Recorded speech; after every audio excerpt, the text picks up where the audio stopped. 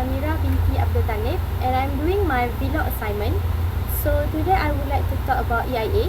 EIA is stand for Environmental Impact Assessment, which is an information gathering exercise to understand the environmental effects of a development before a decision is made on whether or not to approve the development.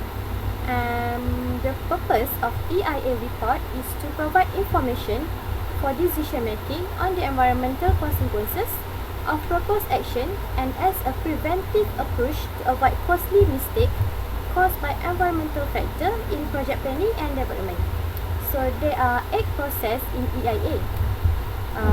It is screening, scoping, baseline data collection, identification of environmental impacts, mitigation measures, public consultation and anticipation, environmental monitoring, which is one of the most important aspects of EIA, and lastly is environmental auditing.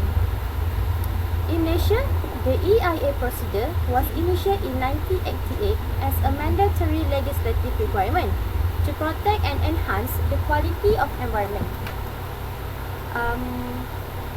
It is under Section 34A of the Environmental Quality Act EQA in 1974. The section further requires the project initiator of a prescribed activity to submit a report of the EIA to the Director General of Environmental Quality for approval. So, the EIA report must be prepared in accordance with the guidelines issued by the Department of Environment and contain an assessment of the impact of the prescribed activity on the environment as well as proposed mitigation measures.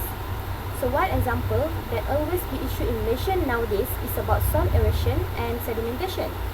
Soil erosion and sedimentation has become one of the major issues in the implementation of EIA project in Malaysia. In this regard, the Department of Environment DOE Malaysia has begun to implement EIA improvement package with the aim of minimizing the problems of soil erosion and sedimentation from EIA projects, which emphasize on 3 major areas of the EIA system in Malaysia. The EIA reports, Environmental Management Plan Report (EMP), and the EIA approval conditions. This improvement also attempts to enhance the efficiency of environmental management system in Malaysia by increasing the competence of environmental consultants and project developers.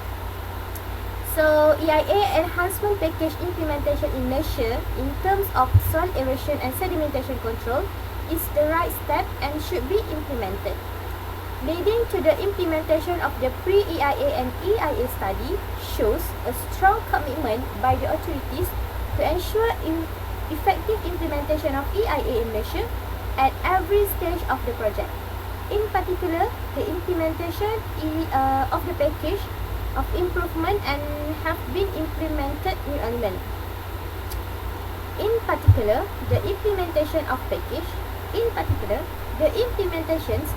package of improvement have been implemented new elements, namely strengthening the competence of environmental consultants and developers of the project as well as the practice of self-compliance.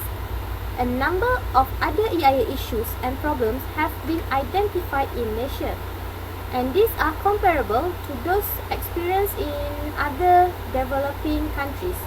Some of the examples are lack of awareness of the strength of EIA as planning tools, as many people still perceive it as a stumbling block to a development, and then perception that carrying out an EIA study would delay project approval and implementation.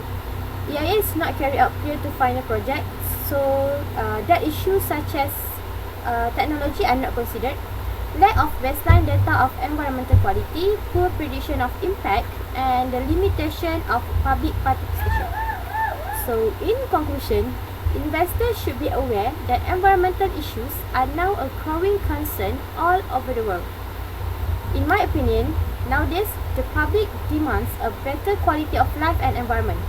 Therefore, investors should not only work towards complying with the law, but also to fulfill their public obligations. That's all. Thank you.